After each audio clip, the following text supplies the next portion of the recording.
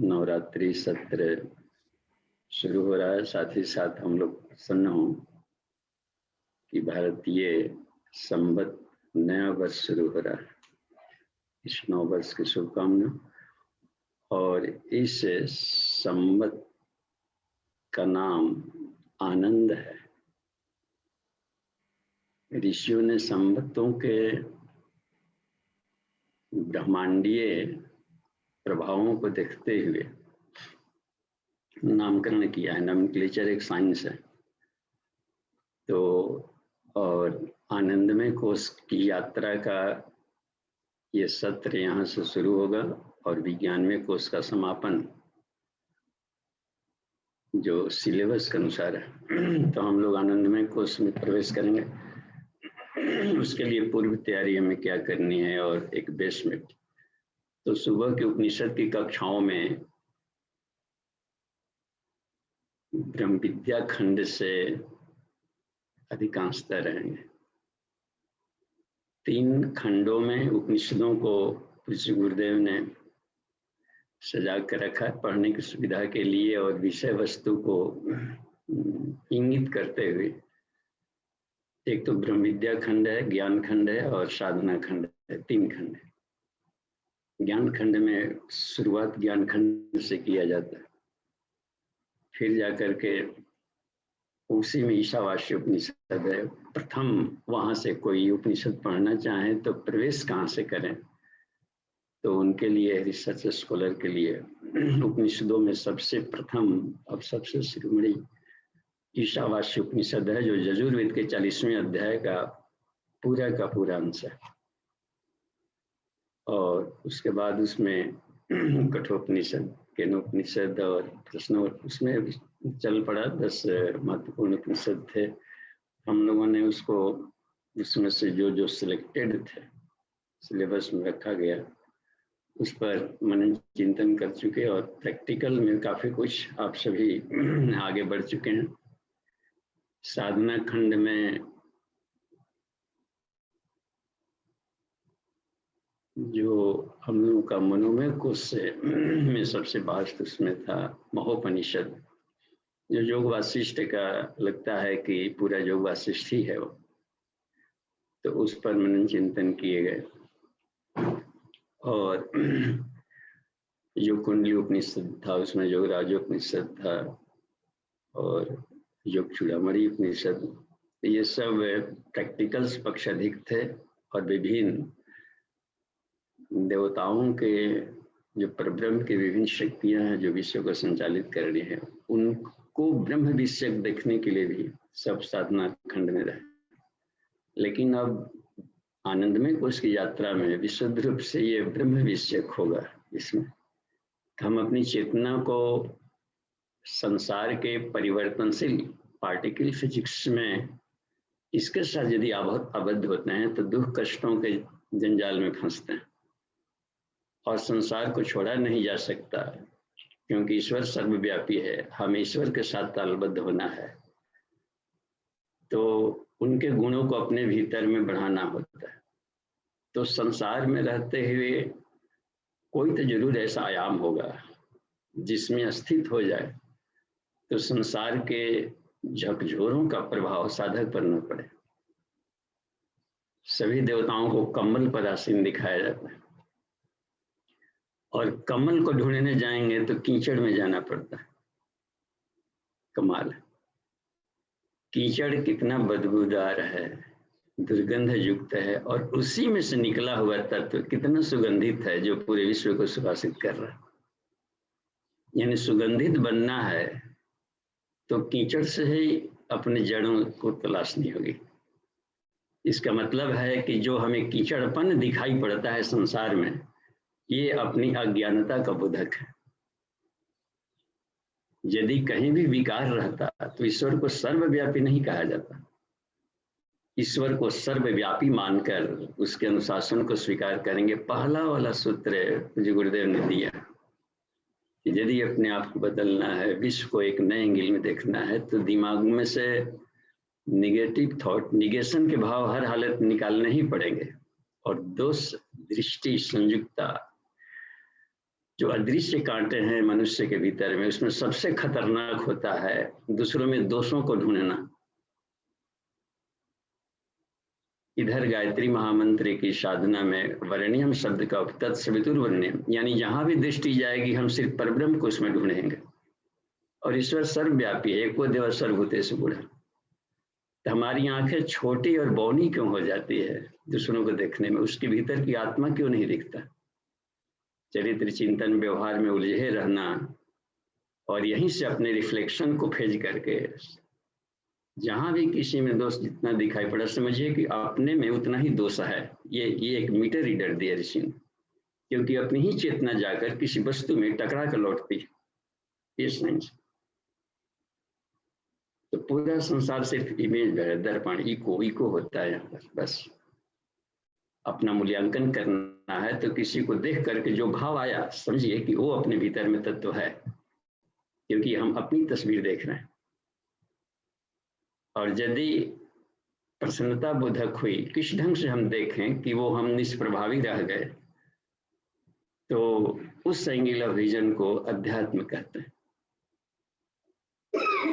और वही पुंडरीकाक्ष होता है। मंगलम भगवान विष्णु मंगलम गरुड़ध्वज मंगलम पुंडरीकाक्ष। पुंडरीक यानी कमल और अक्ष का मतलब नयन।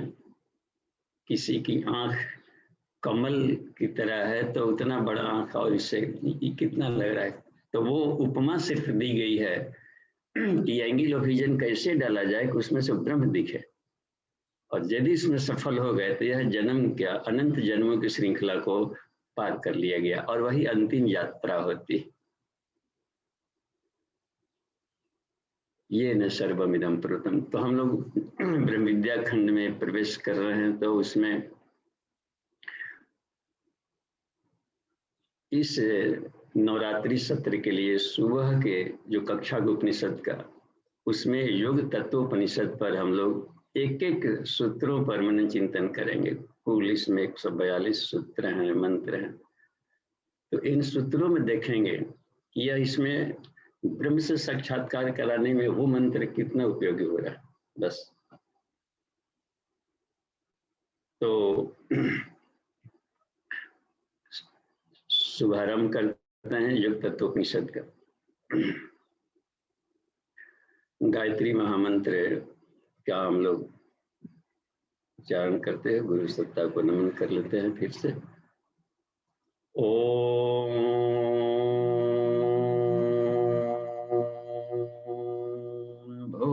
भूर्भुवः स्वः तत्सवितुर्वरेण्यं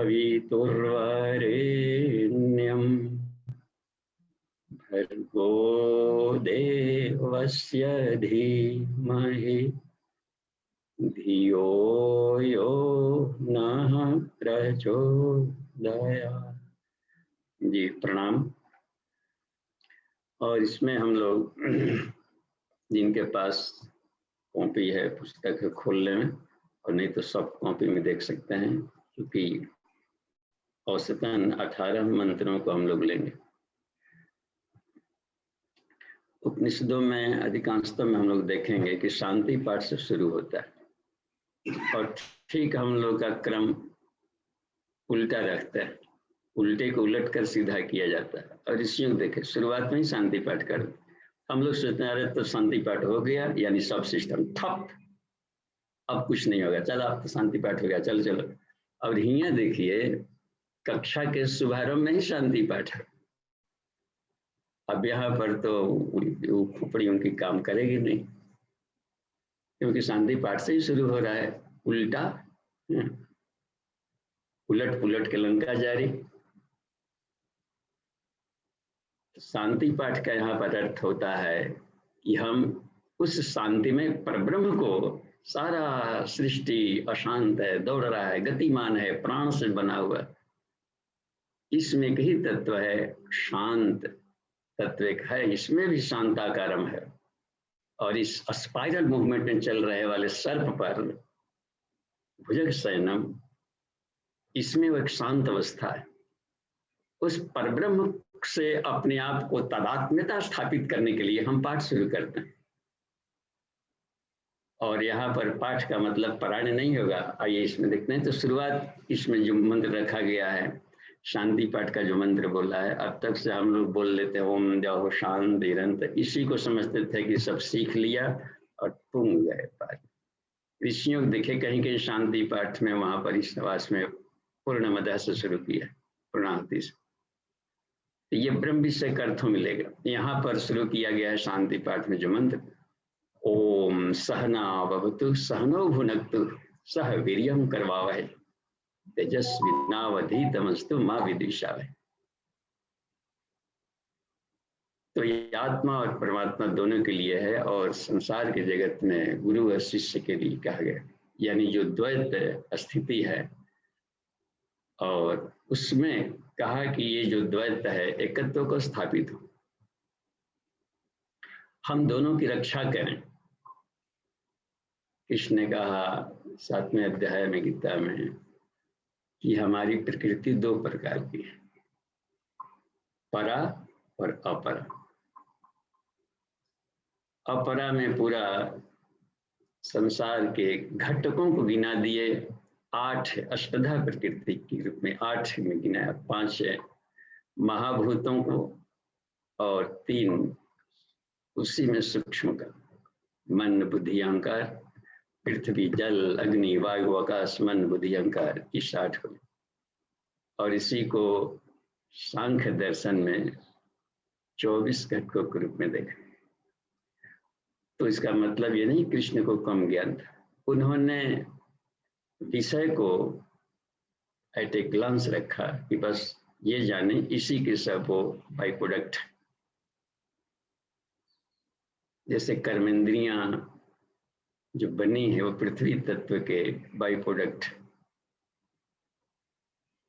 जल तत्व के बाई प्रोडक्ट होते हैं तन्मात्राएं, अग्नि तत्व के बाई प्रोडक्ट होते हैं ज्ञानेंद्रियां, वायु तत्व के बाई प्रोडक्ट होते हैं ये प्राण तत्व, जितने हम लोग 10 देखते हैं, सब इसी में घटक में सब चल। आकाश तत्व के बाई प्रोडक्ट होता है मन बुद्धि चित्त अहंकार और अंतःकरण। तो उसको देखते हुए यहाँ पर इस योग तत्वोपनिषद में वो बातें आएगी सब। इस क्रम से हम विषय वस्तु को समझें। तो सहना अवतु कहते हैं रक्षा करने को, कि हम दोनों की रक्षा करें। परा से जीव तत्व बना, शिव से जीव बना, संसार बना, और जीव और संसार इन दोनों का खेल चल रहा है संसार में। यही दो प्रकृति इसको सब संचालित करे। कैसे संसार बना, कैसे जीव बना, वही शिव वही ब्रह्म तत्व जीव तत्व में कैसे आया, वही ब्रह्म तत्व संसार भी कैसे बन गया है, एक है वो। एक तत्वों का इतना विस्तार हो गया। तो इसमें हम देखें कि हम ये कभी भी द्वैत के में कलह न बनने दे। माँ विदिशाव है अंतिम वाले सूत्र में, तो उसको शांत अवस्था में। तो इसमें कथोपकथन चला गया है विष्णु और ब्रह्मा के बीच में। वाह, सृष्टि के पूरा मूल तत्व के बीच में चल रहा है, और जो सृष्टि को उत्पन्न किया है ब्रह्मा, और ब्रह्मा जी छात्र है आदि तत्व महाविष्णु के। और ये पूछने के लिए यहाँ पर प्रवेशता है, योग तत्वम प्रवक्ष्यामि योगिना हित काम्यया। योगियों के हित कामना की दृष्टि से मैं योग तत्व का वर्णन करता। ये उपनिषद तत्व का कहना है। यत् श्रुत्वा च पठित्वा च सर्व पापै विमुच्यते। जिसको श्रवण करने से और पाठ करने से सारे पाप नष्ट हो जाते हैं। और देखिए हम लोग इतना शब्दों का हल्का मूल्यांकन करके लगता है कि केवल पाठ माने हम लोग समझ लेते हैं कि पाठ का मतलब पारायण चल रहा है, वहां क्या चल रहा है, पाठ चल रहा है। तो हम सोचते हैं कि बस केवल पारायण माने उच्चारण चल रहा होगा और अध्याय पर अध्याय खत्म किया जा रहा खंड। तो यहाँ पाठ का अर्थ बिल्कुल ठीक उल्टा है। श्रुत्वा च पठित्वा च।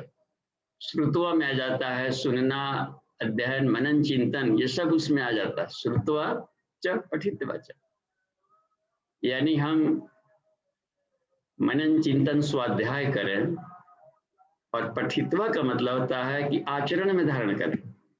यहाँ पठित्वा का मतलब पाठ करना नहीं है, केवल पारायण कर लेना। तो किसी भी ज्ञान को, जो सद्ज्ञान है, उसको आचरण में डाल दिया जाए, प्रैक्टिकल किया जाए, तो निश्चित मानिए कि उसके संस्कार बदलेंगे ही बदलेंगे। हो ही नहीं सकता कि कोई वैसा व्यक्ति पृथ्वी पर हो जो विशुद्ध ज्ञान को आचरण में धारण किया हो और अधूरा जीवन जी लिया। यही जन्म यदि नहीं मिल रहा है, इसका मतलब है कि इन दोनों में लिंक नहीं बन रहा है, कहीं ना कहीं कड़ी टूट रही है।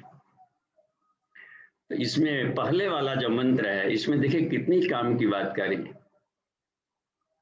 योगियों की, जितने भी तरह के योगी हैं, योग साधना में कर रहे हैं, ध्यान योग, मंत्र योग, लय योग, राज योग, हठ योग, अनंत श्रृंखला, जितना आदमी उतना योग, बस कुछ न कुछ अपने ढंग का आनंद की खोज में कुछ न कुछ तिक्रम, कुछ न कुछ अपना वो ताना बना बुन रहा है, कर रहा है। कहा कि इन सबके लिए जो कि चल पड़े ईश्वर से दोस्ती के लिए। लगा कि संसार से दोस्ती तो हम किए थे, लेकिन मिलने भी छुड़ने वाला है। 2 दिन चुटुर पुटुर चला, चोंच में चोंच लगा के दो अपने बोला, फिर 3-4 दिन के बाद खुटुर फुटुर हुआ। पूरी जर्नी बीत जाएगी इसमें, और अंत में पता चला कि धान का छिलका भर के और बटोर के रह गए। अपनी पूंजी नहीं रही कुछ। अपनी पूंजी आती है कि अपने लाइफ का अनुभव लिया जाए, अपने लाइफ का। क्या कहा ऋषियों ने, उन्होंने क्या कहा, वो उनका प्रैक्टिकल था, उनके अनुभव थे। लोग जानना चाहेंगे कि आपने लाइफ में क्या, कि आपका अनुभव क्या है, आपने जो प्रैक्टिकल्स किए चेतना का, कॉन्शसनेस का, उसमें आपने क्या पाया, आत्मिकी में कितनी प्रवेश कर गए।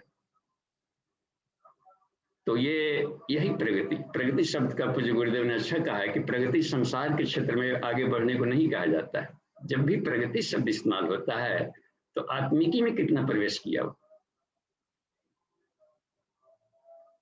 तो इसमें कहा कि जो भी योगी हैं, रिसर्च स्कॉलर्स हैं, उनके हित की कामना के लिए मैं कुछ सूत्र बता रहा हूँ। देखिए योग तत्व में ये है, यहाँ पर जीवात्मा में परमात्मा संजोगो नाम योग, इस योग की व्याख्या कर रहा है। उसके लिए क्लू बता रहा हूँ, सूत्र, फॉर्मूला दे रहा, जिसको सुने कोई, मनन चिंतन करे इस पर गहराई से, और पठित्वा प्रैक्टिकल लाइफ में ले आ, तो सर पाप विमुचते हो ही नहीं सकता है कि जीवन में किसी भी तरह का डार्कनेस रहे। और रोग दुख इतने इसमें गिनाए गए हैं, जो अंधेरा कहा जाता है, तमसो मा ज्योतिर्गमय, तो उस डार्कनेस को। अब देखिए दूसरे वाले सूत्र में, विष्णु नाम महायोगी। महायोगी कौन है, यहाँ पर एक विष्णु शब्द का प्रयोग किया, विश्व में नुक्ष शब्द जोड़ दिया गया, प्रत्यय विष्णु। तो उसमें यानी पूरे विश्व ब्रह्मांड का जो हित चाहता है। देखिए गायत्री मंत्र के दृष्टा है विश्वामित्र, तो यदि इसका संधि विच्छेद तो विश्व प्लस अमित्र कहेंगे तब विश्वामित्र होगा, विश्व का दुश्मन। जबकि ठीक उल्टा है यहाँ पर, इसलिए इसका संधि विच्छेद नहीं करके समास विग्रह किया जाता है विश्वामित्र का। विश्वस्य मित्र है, यह सब विश्वामित्र है, जो पूरे विश्व ब्रह्मांड का मित्र है वो विश्वामित्र है, विश्वामित्र। तो ये गजब की है तत्व। तो इसमें तो उससे कहा कि वो महायोगी है। कितने दायरे में उसकी सोच है, अपने घर परिवार में इसको सोच रहा है कि देश धर्म संस्कृति सोच रहा है, या इससे भी बियॉन्ड सोच रहा है ना, ब्रह्मांड है इसी जगह, इसी में नाली ताली गली में पड़ा है, और पूरी पृथ्वी से आसक्ति खत्म करनी पड़ेगी। ये कौन से पच रहे, ये तभी जाकर के न पुनरावर्तित होगा, नहीं तो कहीं न कहीं चिपका गोंद बार बार घसीटेगा, और उसी घर के रखवाली के कुत्ता बनेगा, कहीं बैल बनेगा, उसी में ये करते रहेगा। ये यहाँ पर कहा गया है कि विष्णु नाम महायोगी। महाभूतो, जो सारे भूतों को उत्पन्न करता है वो महाभूत कहलाएगा। वहां पर महाभूत, भूत यानी भूत प्रेत नहीं, प्रेत शब्द इसके लिए आता है। और महातपा तपस्वी हैं। तत्व मार्ग यथा दीपो दृश्यते पुरुषोत्तम। इसका अर्थ इसमें दिया है भाष्य में, युग ऋषि के भाष्य हम लोग देख रहे हैं कि पुरुषोत्तम तत्व मार्ग में दीपक की सदृश लैंप पोस्ट की तरह है, तत्व मार्ग में वो आएगा। तो ये सारे फॉर्मूले जैसे हैं जो कि एक लैंप पोस्ट का काम करेंगे। अब उनसे पूछने के लिए जा रहे हैं ब्रह्मा जी। ब्रह्मा जी को आदेश हुआ था कि संसार का निर्माण करो, उत्पत्ति हुआ, तो कैसे निर्माण करें, इसके लिए शक्ति की जरूरत पड़ती है। कहाँ से लावे, आकाशवाणी होती है विष्णु का, तप कर तप कर तप कर, तपस्या करो तपस्या करो। किनकी तपस्या है, कौन बोल रहा है, कहाँ से, मैं कहाँ से उत्पन्न हुआ हूँ, तब क्या कर। तो वही आकाशवाणी जो ध्वनि सुनाई पड़ी थी, ओम भूर्भुवः स्वः तत्सवितुर्वरेण्यम भर्गो देवस्य धीमहि धियो यो नः प्रचोदयात्। तप किया, और तप करने से ब्रह्मा को ब्राह्मी शक्ति मिल गई, भीतर से शक्ति, तप से शक्ति उत्पन्न होता है। तप करेंगे, घर्षण करेंगे, प्रैक्टिकल करेंगे तो आग निकल जाएगा। लकड़ियों में आग है, हवन करते हैं हम, लकड़ी जलाते हैं, एक माचिस जलाएंगे, आपने हमने तो चिंगारी भर दिया, लेकिन जो लपटें उठ रही है वो कहाँ से आ गई, इसी लकड़ी में बंद था। यानी कि एक्चुअली ये लकड़ी नहीं था, आग था, बहुरूपिया बन के लकड़ी के भेष में छुपा हुआ था। सारा संस्कृति सिर्फ आग से, अग्नि मिले पुरोहितम। यहाँ अग्नि किसी और कुछ नहीं, किसी भी परमाणु को, पार्टिकल को ब्लास्ट कर दिया जाए, सिर्फ अग्नि आएगा वहां से, और वो अग्नि इतना दाहक है कि ब्लास्ट कर सकता है, पूरे के पूरी पृथ्वी को भी तोड़ सकता है, सूर्य को भी टुकड़े टुकड़े कर सकता है, समझिए। तो उस मूल तत्व की यहाँ पर जो बात हो रही है कि यहाँ पर वो उसमें से वो तप करने से वो यह बात आती है। अब जाकर के भगवान विष्णु के पास ब्रह्मा जी पहुंचते हैं, ध्यान युक्त होकर के श्रवण करो। उन्होंने कहा भगवान विष्णु से, पितामह ब्रह्मा जी, तस्मात् आराध्य जगन्नाथम प्रणिपत्य पितामह। ब्रह्मा जी ने प्रणाम करके और जगत के स्वामी महाविष्णु से पूछते हैं, क्या पूछ रहे हैं, पप्रच्छ पूछा, योग तत्व में ब्रूहि चाष्टांग संयुतम, यानी योग के 8 अंगों को, अष्टांग योग सबसे अधिक संख्या में रखा गया कि योग को हम कितने पार्ट में बांटे। तो सांडिल्योपनिषद में इसी में लेता है, सांडिल्य ब्रह्म विद्या खंड में आ गया, सांडिल्योपनिषद में 8 भाग में किया और बहुत विस्तार में। उसी को महर्षि पतंजल ने थोड़े समराइज करके रखा, और चूंकि आम पब्लिक के बीच में ले आया उसको, तो लोगों ने इसका परिचय जाना, और ये अष्टांग योग महर्षि पतंजल के नाम से प्रसिद्ध हो गया। उसमें बहुत उसका संक्षिप्त रूप है ये, और तब से कहीं न कहीं योग विद्यालयों में पृथ्वी पर वो अष्टांग योग का क्रम चल रहा, 8 अंग। लेकिन योग चूड़ामणि उपनिषद है, उसमें अष्टांग योग को अष्टांग योग में बदल दिया है, 6 पार्ट में रख दिया, और योग चूड़ामणि कहलाया, चूड़ामणि शिष्टस्तव। तो उसमें यम नियम को उसमें से हटा दिया और शुरुआत किया है आसन प्राणायाम प्रत्याहार धारणा ध्यान समाधि। वो यौगिक प्रैक्टिकल को वहां से लिया, और ये बेसिक रहा होगा कि इसलिए इधर की चर्चा उसे नहीं करनी पड़ी। जिन दिनों वो उसका सृजन हुआ होगा, तो उन दिनों लोग को जन सामान्य में, जब सभी लोग इसे मान लें कि जहाँ पर ये हैं वेजिटेरियंस लोग हैं, शाकाहारी सब लोग रहते होंगे, तो फिर ये नहीं लिखना पड़ा कि मांस हमें नहीं खाना चाहिए वो सब, क्योंकि सबके आम में था। जिसे रामराज काल में हम देखे, रामराज काल में दैहिक दैविक भौतिक तापा, रामराज का ही नहीं, काहू नहीं पिया।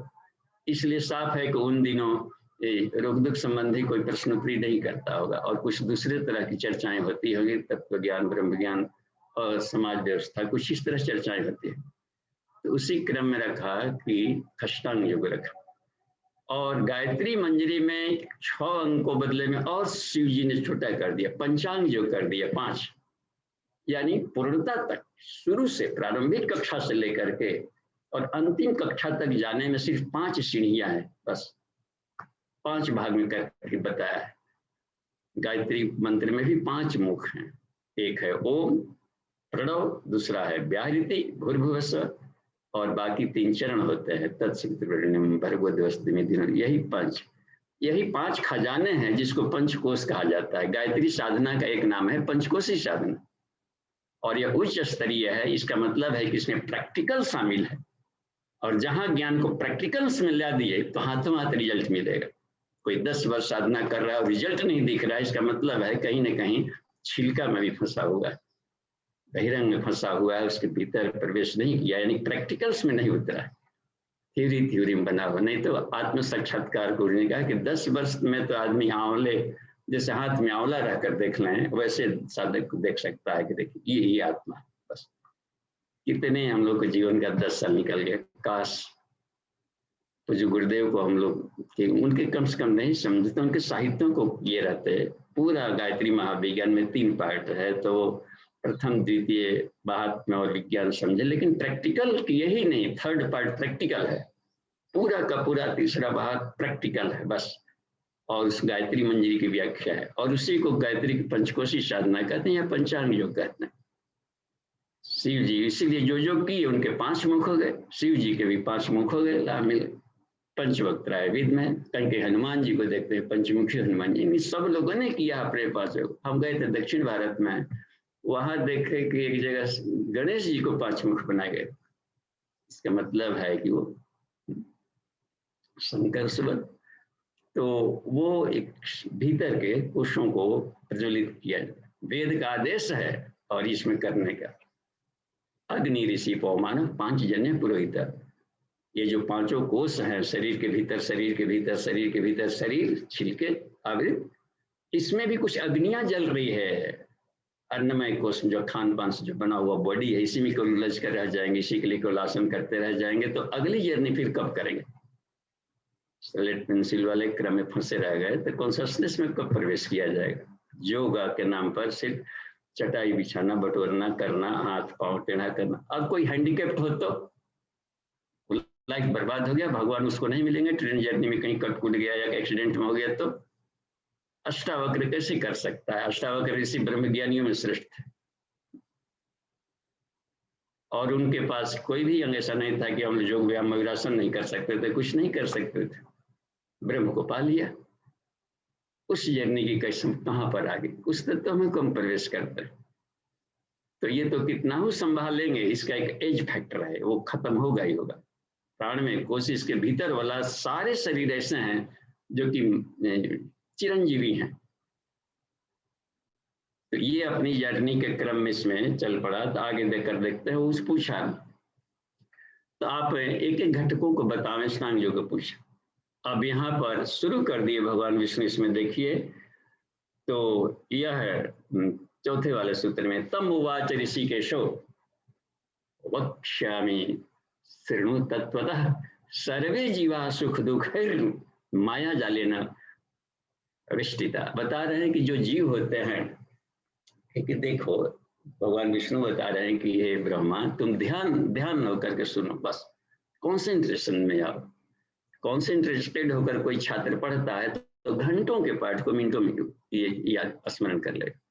एकाग्रता नहीं बन पा रही। एकाग्रता त्राटक से आती है कि भीतर प्रवेश करें, ड्रिल करें। बस ऊपर से समुद्र में ऊपर से ऊपर में तैरते रहेंगे, यहाँ वहाँ टलते रहेंगे, बाहर तो बाहर में रहेंगे, क्या झाग मिलता है, फेन मिलता है, शराध मिलती है। समुद्र के ऊपर जाएंगे तो सीप गोंगे को ही ऐसे पड़े सब मिलते हैं। गहराई में जाने वाला जो भी गया है, आत्मा को पाया है, हीरे मोती रत्न सब भीतर रहते हैं, मोतियां यही रह गए। यही कहते हैं कि कॉन्सेंट्रेटेड होकर के सुनो, और इन्होंने बता दिया श्रवण करो। और सर्वे जीवा, जो भी जीव जंतु हैं, भगवान शिव ने भी पंचांग योग में गायत्री की मंजरी में बताया है कि इसमें लोका नाम तो शरीरानी अन्नादे सर्वे विभर्ति पंचावरण जीव, जितने भी जीव हैं, कुछ भी खटमल से लेकर के सब मनुष्य तक, वो सब 5 लेयर्ड है। बस कॉन्शसनेस के लेयर्ड है, प्रकाश के ही घेरे हैं, सब फोटोस्फीयरिक घेरे हैं। तो उनके जैसे जैसे भीतर प्रवेश करेंगे, अपने ही आत्मिक प्रकाश शरीर से बाहर निकलने शुरू हो जाते। संसार को उठा पटा कर रौंदे कुछ भी नहीं साधक पर कर पाएंगे। तो गोला भी बरसेगा तो उसको लगेगा कि पुष्प वर्षा भरी, ये है। तो इन्होंने कहा कि आप मनन करें, और जो जीव है माया रूपी जाल में आबद्ध है उसको जीव कहते हैं। देखिए, जीव की परिभाषा इसमें ले सकते हैं। जीव कौन है? जो कि माया रूपी जाल में आबद्ध है। संसार को माया कह दिया जाता है। माँ माने संस्कृत में होता नहीं, या माने जो, जिसकी सत्ता एक सेकंड भी अस्थिर नहीं रहे और उसके पीछे हम भाग रहे हो, तो कब तक उस सुख देगा? बुलबुले तो अच्छे लगते ही है उड़ रहा, और जो लड़का ऊपर से छत पर बैठ करके साबुन के फेंक में से फुल फुल फेंक रहा है, और तो बुलबुला निकाल, सिगरेट पीने वाले रिंग के छले निकाल, अरे रिंग के छला पकड़ने के लिए भागा, जाता फटेगा फूटेगा सब खत्म हो जाएगा। कहाँ तक भागेंगे? कहाँ कौन निकाल रहा है, किस साइन से निकाल रहा है? उधर गए रहते तो अपने जैसे भी ब्रह्मांड हम निकाल सकते थे। एक देखिए कि जर्नी कितनी कमाल, बुलबुलों के पीछे भागने लगा। तो यही कहता है कि जिसकी सत्ता ही नहीं है वो क्या सुख देगा? वो तो अपने वजूद के लिए तो दौड़ रहा है, हर क्षण बदल रहा है। आज के तारीख में अपने बचपन को नहीं हम ढूंढ सकते। बचपन गया, खत्म। हर क्षण आदमी मर रहा है, बुढ़ा रहा है। हर क्षण आदमी के शरीर में अनेकों कोशिकाएं मर रही है। श्मशान घाट मचा हुआ है शरीर के भीतर में, श्मशान ही श्मशान। लाखों कोशिकाएं हर सेकेंड में मरती है और नए उत्पन्न होती है। आदि उत्पन्न होना बंद होता है तो झुर्रियां आती है शरीर में, ओल्ड एज आना शुरू हो जाता है। और इसको हम कितना मेंटेन करके रख सकते हैं? लेकिन भीतर वाला यदि तत्व को शानदार बना लिया तो वही ग्लेज, वही आभा, वही औरा बाहर की रोशनी को चमत्कार कर देगा।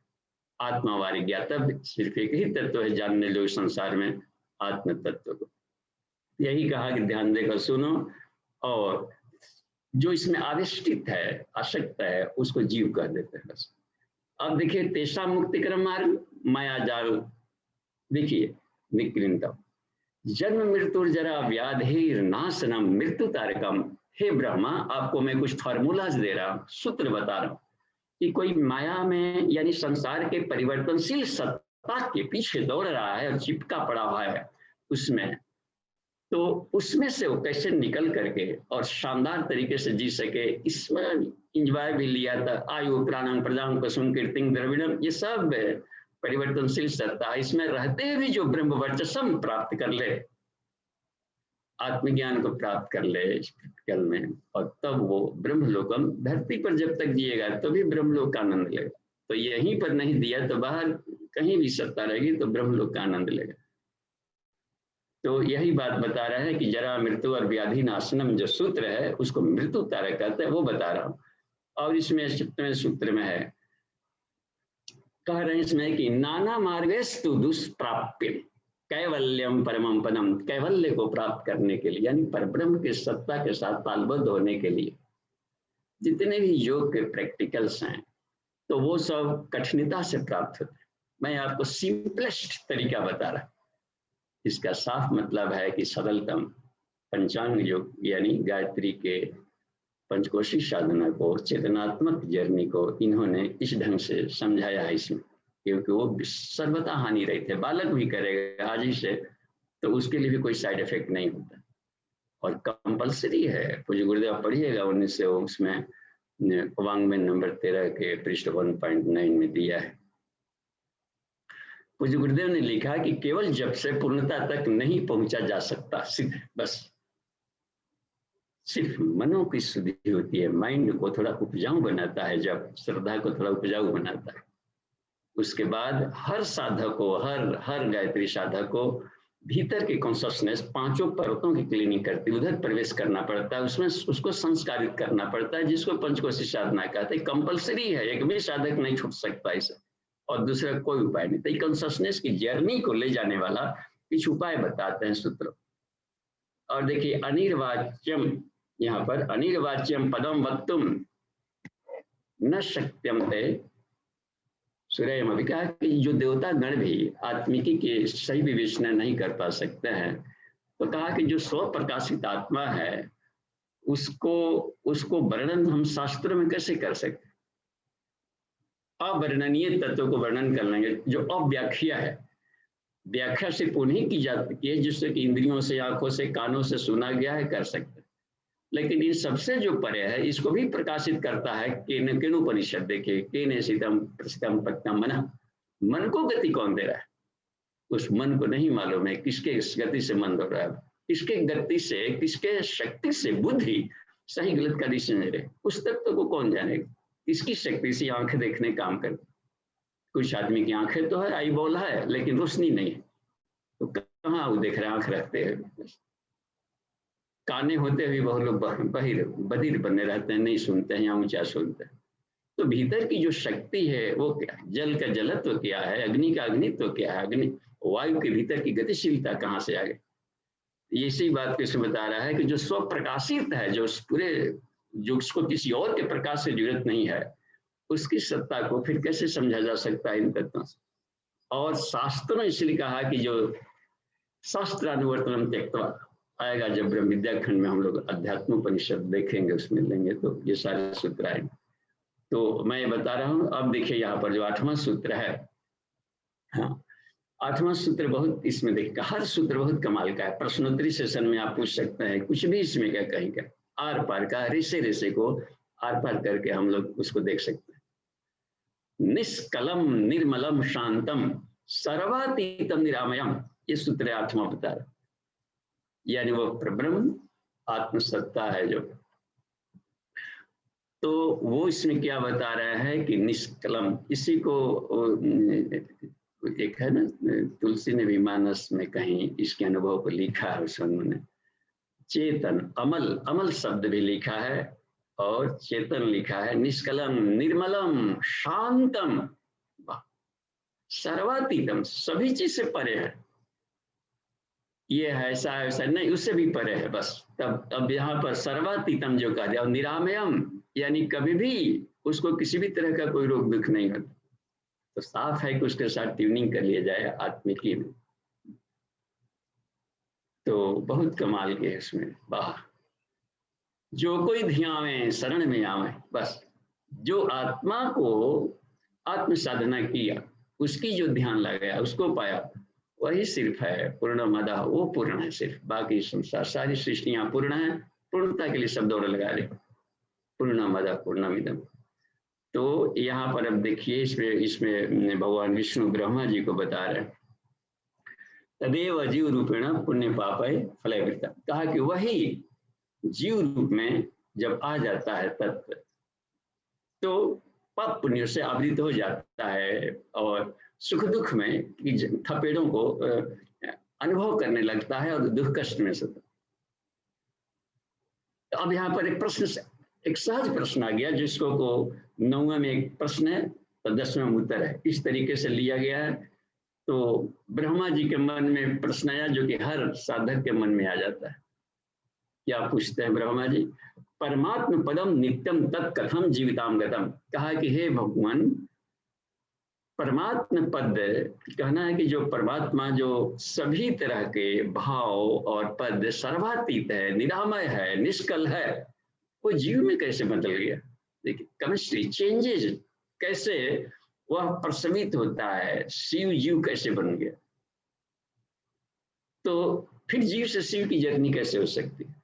शिवो जीवा, जीव शिवा, ये क्लास में बता रहे थे इनको स्कंदोपनिषद में, भगवान शिव जी अपने बेटे को पढ़ा रहे कार्तिकेय को, तो उसमें कहा कि हे कार्तिकेय, देहो देवालय प्रवक्ता, इस शरीर को ही भगवान का मंदिर माना, और सजीव केवल शिवा, जो भीतर का जो जीव तपता है वही शिव है। त्यजेद अज्ञान निर्माल्यम, अज्ञानता के पुरानी बासी माला को बाहर हटाओ, निर्माल्यम, और सोहम भावे न पूज्यता, उस शक्ति को हम, उसकी उपासना को सोहम भाव से उसकी उपासना करें। विज्ञान में कोष की यात्रा में हम लोग पिछले 1 वर्ष से उसका अभ्यास जो कर रहे थे, तो कुछ तो उपलब्धि सभी साधक को जरूर मिली होगी। तो इस तरीके से उसको, यानी ये जो अज्ञानता ही उसके चलते बनी, और उसकी जानकारी के लिए ही पूछ रहे हैं बस। तो यहीं पर बता रहे हैं कैसे होता है कि सर्व भाव पदातीतम ज्ञान रूपम निरंजनम, वो जीव भाव में कैसे आ गया। तो 10वें सूत्र में उसका उत्तर बता रहा है। देखिए कितना इसका एकदम सहज एक उदाहरण दिया है। तो ये उपमा अलंकार में यहाँ पर आ जाता है। वारिवात स्फुरितम तस्मिन्, देखिए तत्र अहंकृति उत्थिता, अहंकृति उत्थिता। कब? वारिवत, जैसे कि एकदम शांत जल हो, बिल्कुल शांत जल हो, कोई हलचल नहीं, तो पता नहीं चलेगा कि बर्फ है कि क्या। हिमालय एरिया में हम जा करके वहां देखे तपोवन वाले क्षेत्र में भी, कि वो लग रहा था कि पानी है, एकदम आर पार लगता था कि बिल्कुल पानी है, शांत है, लेकिन छू कर देखे तो बर्फ बर्फ में बदल चुका था पपड़ी को। और ऊपर से भी शांत था, भीतर से भी किसी किसी मिल जाता था कि लहरें। तो भी बिल्कुल कहीं कहीं शांत वाला स्थिति यदि हो, कहा कि वैसा मान लें हम लोग कि ये बिल्कुल शांत आकारम है, बस शांत जल। तो जिसे शांत जल में कोई लहर उठती हो, कोई भी कंकड़ डाल दिया जाए टप, या कोई एक बूंद बारिश हो जाए टप, तो उसमें से एक गोलाकार लहर बनते बनते बनते पूरे समुद्र के अंतिम छोर पर जाएगा। भले उसको विजिबिलिटी आंखों से पकड़ में नहीं, लेकिन वो एक लहर बन गया। सिर्फ एक बूंद जल उसमें से चलो, जल में जल डालेंगे तो भी लहर बनता है, कंकड़ जरूरी नहीं है, जल में जल डाल। तो वही क्षीर सागर में जो प्राण तत्व है, शांत अवस्था, पूज्य गुरुदेव ने लिखा है इसके इसमें कि प्राण तत्व के दोनों रूप होते हैं, एक शांत अवस्था, एक गतिमान अवस्था, स्टैटिक, काइनेटिक। तो शांत अवस्था है जो कि जनरेट करता है विचारों को और सृष्टि को उत्पन्न करता है, और एक क्रियाशील होता है, काइनेटिक, गतिमान है वो। तो शांत अवस्था में गति कैसे आ गई? ये जो कि वो विचार वहीं पर वैज्ञानिक हाथ खड़ा कर देते हैं कि पता नहीं चलता, ये तो पता चल गया कि थॉट्रॉन से ये परमाणु बने, लेकिन थॉट्रॉन कैसे निकल रहा है इस शांत आकाश तत्व में, जहां पर कोई पार्टिकल ना हो, वहां से निकल रहा है, सब विचार निकल रहा है, वही कंडेंस्ड होकर के पदार्थ बदल रहा है। तो वही कहते हो शांत कार वाला है। तो एको अहम बहुश्यामा, एक से अनेक बने, ये जो इच्छा उठी, इसी इच्छा के स्फुरण को उन्होंने एक साउंड में इच्छा निकली थी, तो ओम ध्वनि से मिलता जुलता है, और इसी को एक ड्रॉपलेट कहलाया कि एक इच्छा का होना, यही उसमें से और लहर उत्पन्न कर दिया संसार। तो इसका कि वारिवत स्फुरित तम तस्मिन् तत्र अहंकृत उत्थिता पंचात्मकम भूतपिंडम धातु विद्धम गुणात्मकम। कहा कि फिर पंच तत्वों का, जैसे क्षीर सागर, दूध में जोरन डालते हैं, तो जोरन डाल देने के बाद वहां पर महिला और गृहिणी वहां पर कोई खड़ा नहीं रहता, देखे कि कब दही बना, कब छाली बना, वो जाकर सो जाती है कि हमने डाल दिया इस भाव से, वो तो अपना काम करेगा। एक से अनेक बने, इच्छा मात्र से ही, क्षण धातु से वो प्राण तत्व था। जल, जल कहा गया है प्राण को, बस वो अपने से पहले जल उत्पन्न किया था। आत्मना से प्राण हो जाए थे, बस सबसे पहले प्राण को उत्पन्न किया है। तो पिछले हम लोग छंदोग्यों में देख रहे होंगे कि प्राण सबसे पहले उत्पन्न हुआ, तो प्राण को बड़ा भाई कह दिया जाता है। ज्येष्ठम च श्रेष्ठम च, जो प्राण तत्व को जानता है वो ज्येष्ठ और श्रेष्ठ बनता है। यही जो जल तत्व है प्राण का, इसमें स्फुरना हुआ बस। तो अहंकार से, तत्व से जो पहली स्फुरना हुई, तो उसमें से फिर पांच तत्व बन करके ये बॉडीज बना लिए, और उसमें भी ईश्वर तो सर्वव्यापी है तो रह गए। तो जो थोड़े से दायरे में रहा, तो उन्होंने जीव की भावना की। जीव भाव है ना, देखिए यहाँ पर ले आकर के लाए बारिवत सुखम दुखैत समाज युक्तम जीव भाव कुरु, उसमें जीव भावना किया। इसका मतलब है कि जीव भावनाओं का शरीर है, बस उन्होंने एक मान्यता बना ली, भावना बना ली कि मैं जीव हो करके अब फिर जा करके अब इसका इस्तेमाल कर, इस छोटे से जो बन गया, ऑर्बिट्स बन गया, बुलबुले बन गए, तत्व बन गए, बॉडी बन गया, उसमें प्रवेश कर इस बॉडी का हम उपयोग करके देखते हैं और इस जर्नी से कैसे बाहर निकला जाए। यानी कि एक ही ईश्वर इस सारी क्रियाओं को खेल रहा। तो वह जीव भाव में तब आ जाता है जबकि अपने आप की भावना कर देता है। जब भी हम लोग शरीर भाव में होंगे तो दुख का असर करेगा। थोड़ा सा भी हम देखा कि अभी कोविड का इंजेक्शन मिला था, कितना का इंजेक्शन दिया था, जो ना कभी दिलवाया तो दिलवाना दिलाता, और इधर मुंह करके दिलवाता, तो समझिए थोड़ा सा निडिल का, उसको देखते रहिएगा। तो शरीर के में चिपकाव जो अपनी है, तो यही इसमें कहा कि जो भाव शरीर भाव कहलाता है। शरीर भाव में रहेंगे तो शरीर के कष्ट को अपने ऊपर ओढ़ लेता है। और जहाँ शरीर अलग है मैं अलग, ही सोचे कि इसमें हमारे भीतर के जो प्रकाश निकले हैं वही कंडेंस होकर के बॉडी बना लिए। तो ये नॉलेज नहीं रहा कि कहाँ से निकला है, तो उसकी आभा मंडल थी सिर्फ बस, तो उसमें फंसता है। एक्सीडेंट दुर्घटना इतने हुए, अब समझिए कि इसका ट्यूमर निकल गया और ट्रैक्टर हमारे बॉडी पर बड़ा चकाया है, गया है, लिथड़े चिथड़े सब हो गए थे, फिर भी हम एकदम ठाका, कोई भी कष्ट नहीं, क्योंकि हम शरीर भाव में नहीं थे उस समय। और यह विद्या गुरुदेव ने सिखा दी थी। 5 साल के प्रैक्टिकल्स में लगन से उपलब्धि मिल गई थी। विज्ञान में कुछ जब प्रूव्ड हो जाएगा तो किसी भी तरह के दुख कष्ट साधक पर कोई भी 10 बलों में भी असर नहीं कर सकते। तो वह रही इस बात में कि आत्मस्थित होता, आत्म संस्थितम। अरे तो उसी को आती जोगस्था कुरु कर्माणि, हे अर्जुन तुम योग में स्थित होकर कर्म करो। और वो योग क्या है? आत्म संस्थित होकर करो, तो संसार का कोई भी साइड इफेक्ट नहीं आएगा और पाप पुण्य में नहीं फंसेगा। तो यही पर इसमें बता दिया है कि एक जीव भाव है तो ज्ञान। अब देखिए सुख दुख से समाज युक्त, ये जीव भाव करेंगे तो सुख दुख से उसका असर पड़ने लगेगा।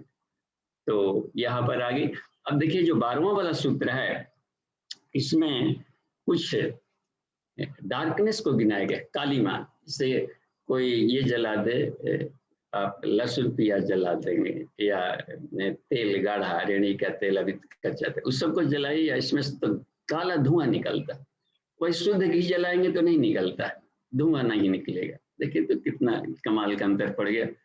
शुद्धता में पेट्रोल जलाएंगे तो कुछ भी नहीं, स्पिरिट जलाएंगे तो कोई धुआं नहीं, किरासन तेल जलाएंगे तो कितना धुआं निकल रहा है। तो जो धुआं कहा गया है, जो उसमें से स्लाइक्स है, मलबे है, जो बाहर का जो गाढ़ापन वाला एरिया है पार्टिकल्स को, इसी को उसमें डस्ट पार्टिकल्स कहा गया। इसमें वही उसी में से निकल करके उसकी रक्षा के कवच थे ये।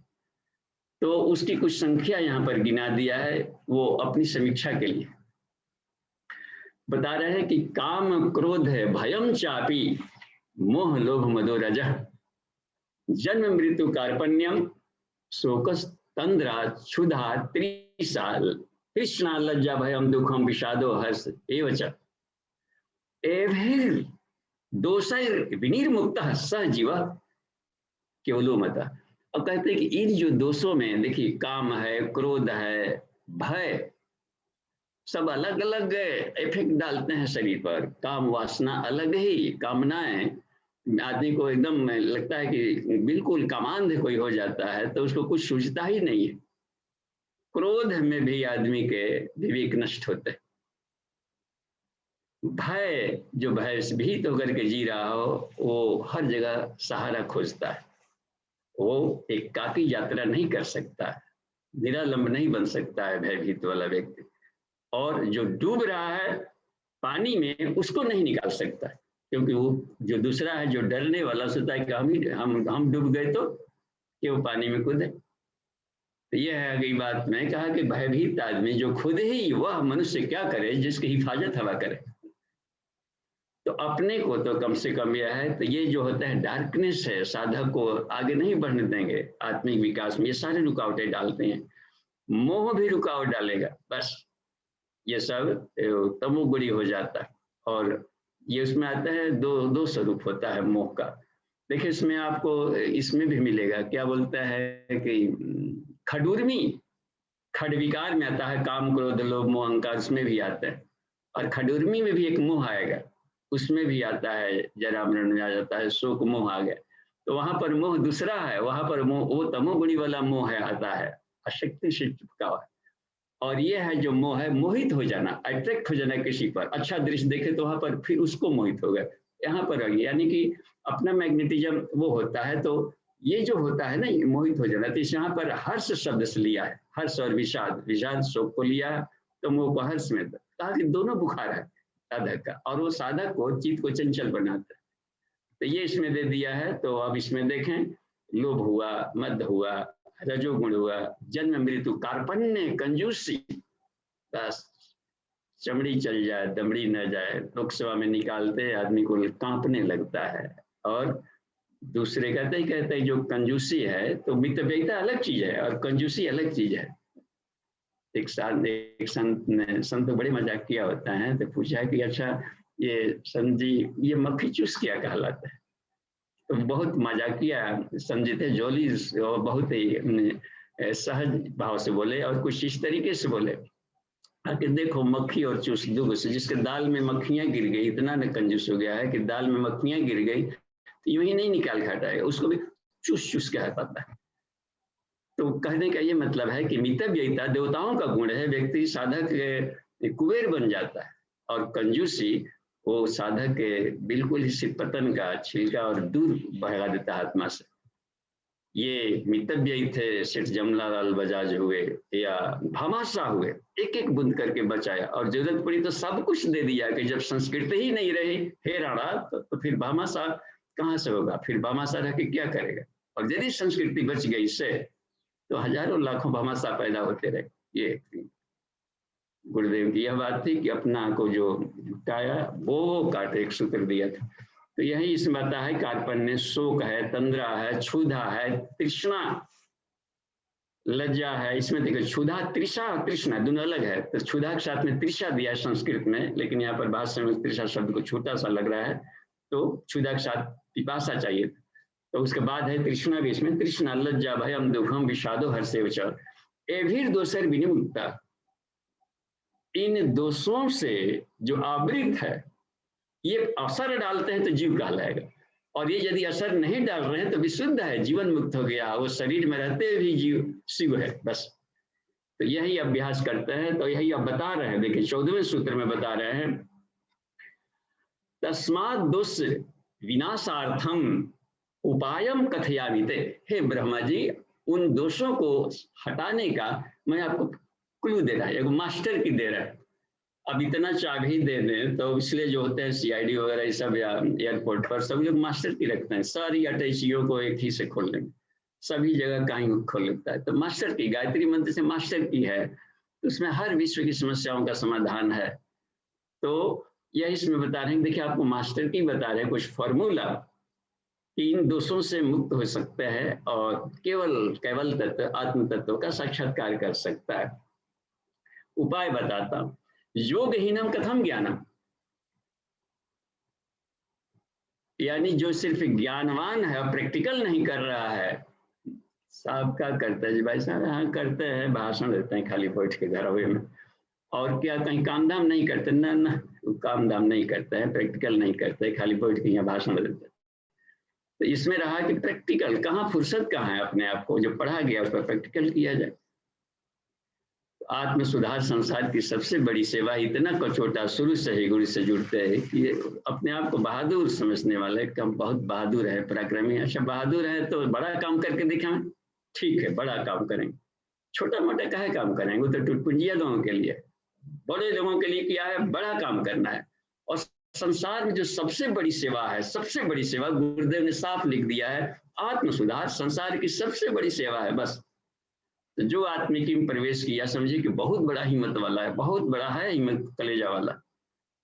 तो यही इसमें रह गई बात नहीं। यहाँ पर हम लोग देखते हैं कि तेज योगहीन वह ज्ञान, वह थ्योरी किस काम का जो प्रैक्टिकल में नहीं उतरता, और वह प्रैक्टिकल किस काम का जिसमें कि ज्ञान ही नहीं जुड़ा हो, कंसेप्ट क्लियर नहीं है।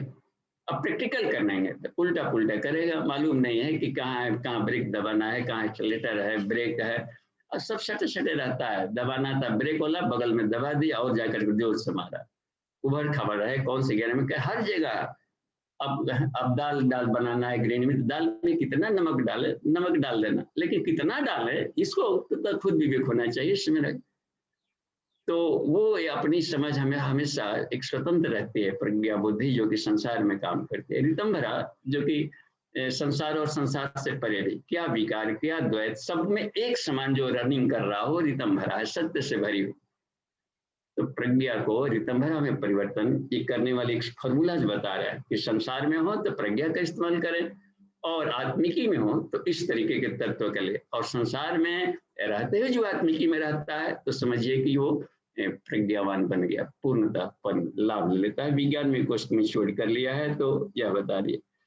अन्य उन दोषों का इसमें कहना है कि अब उन दोषों को दूर करने का उपाय बता, तस्मात् दोष विनाशार्थम उपायम कथयामिते योगहीनम कथम ज्ञानम मोक्षम भवति ध्रुवम। और भी योगो ही ज्ञानहीनस्तु न क्षमो मोक्ष कर्मणि, बता रहे हैं कि इस कारण मोक्ष का विलासी को ज्ञान और योग दोनों का, तस्मात् ज्ञानम च योगम च मुक्षु दृढ़ अभ्यसित। जो चाहते हैं कि हम होगा तो थ्योरी प्रैक्टिकल बस सीधा प्रायोगिक, थ्योरी प्रैक्टिकल्स नॉलेज रखें 5 कोषों का और उसका प्रैक्टिकल करें, इसमें से इन चेतनाओं को रिफाइन करने का। तो इससे भी सरल सूत्र है 5 कोषों में, आगे देखिए। तो ये 16वां वाला भी ये हो गया। अच्छा देखिए 16वें वाले मंत्र में 18 मंत्र हम लोग क्यों लेंगे प्रतिदिन का, एक एक मंत्रों को हम सोचा कि लिया जाए इसमें। तो एक एक हर दिन नवरात्रि का शानदार अपना होगा और हर कोई अपने अपने घरों में अपने ढंग से साधना कर रहे होंगे, ठीक है। लेकिन साधना तो वो ठीक है, केवल जप कर रहे हैं और स्वाध्याय नहीं कर रहे तो मन को दिशा नहीं मिलती, फिर भाव शून्य जप होने लगता है, मन कहीं भागता है और कहीं पर जप होते रहता है। तो रिजल्ट, मेहनत भी किया, समय भी लगा और रिजल्ट कम मिले तो अवैज्ञानिक, बस मेहनत किया और लाभ लिया है तो उसका लाभ 100 गुना मिलना चाहिए था। तो यहाँ पर उसमें वो ये बता रहे हैं। अच्छा तो ज्ञातम येन निजं रूपम केवलम परमं पदम निष्कलम निर्मलम साक्षात सच्चिदानंद रूपकम, ये 17वें वाले सूत्र में है। और उत्पत्ति स्थिति संहार स्फूर्ति विवर्जितम एतद विज्ञानम इति प्रोक्तम अथ योगम वब्रीमिते। हे ब्रह्मा जी, आपके सामने उस योग को बता रहा हूँ जो कि कैवल्य पद, परम पद, कहीं भी साधक किसी भी अवस्था में रहते सर्वंगम सर्वतः प्राप्ति युक्त आत्मान सर्वमो विशंति, किसी भी क्षण में किसी भी टर्निंग में ईश्वर के साथ जो खेलने का अभ्यास बना लेता है, जुड़ने का, फिर उसको कौन विचलित कर सकता है।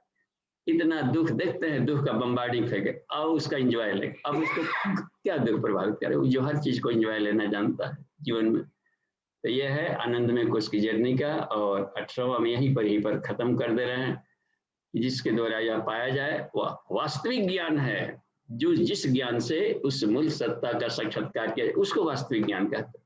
और जिस ज्ञान से हम भेद दृष्टि रखते हैं वो अज्ञान है। अभेद दर्शनम ज्ञानम, जब यह दिखाई पड़ेगा कि सब जगह कौन सर्वम खलु इदम ब्रह्म, यह सब जगह ब्रह्म है, जहां दो सत्ता कहीं खराब हो पड़ी है, इसमें जहां पर अभी तक से पड़ा हुआ है ईश्वर को सर्वव्यापी मानकर, पहले वाला सूत्र ही आज तक से हम लोग नहीं पा पाए। तो युग निर्माण सत्संकल्प के 18 सूत्रों को समझिए, पतना 18 जन्म लगेंगे कि मिलेगा कि नहीं। पहला ही सूत्र में द्वैत भाव में भी जब हम जी रहे हों तो कहाँ से दूसरों को क्या शिक्षण देगा। एक अपाहिज आदमी, एक हैंडीकैप्ट, आधा अधूरा आदमी दूसरों को कैसे पूरा ज्ञा सकता है। तो यही इसमें बता रहे हैं कि ब्रह्मा जी, वो वास्तविक ज्ञान उसी को कहा जाता है जो इस द्वैत को हटाकर एकत्व की स्थापना कर अद्वैत दर्शन करता है। मिलाने को उपासना कहते हैं, उपासना समर्पण जो मिलाना, देखते हैं ईश्वर प्राणी धारण, उसको मिलाने को योग की प्रक्रिया वहां पर कहा गया, मिलाने को एकत्व ले जाना। कुंडलिनी साधना जो है उच्च स्तरीय साधना में, यहाँ पर दोनों की साधनाएं का गहन क्लासेस चलेगा नवरात्रि में, पंचकोश का और उसका कुंडलिनी का।